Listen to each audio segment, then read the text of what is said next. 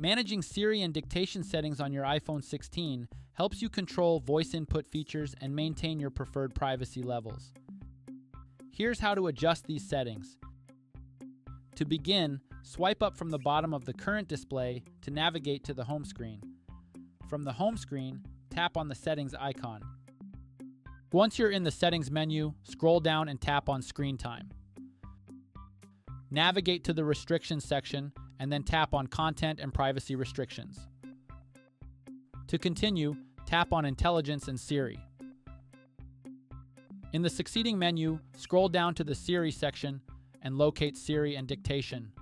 Finally, tap the toggle next to it to enable or disable the feature. When enabled, this feature allows you to interact with your device using your voice, enabling you to send messages, make calls, set reminders, and control various functions hands-free.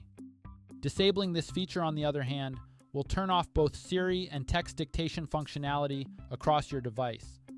As a result, it prevents you from using voice commands to interact with your device or dictate text. And that's it. Thank you for watching, and please subscribe to this channel if you found this video helpful.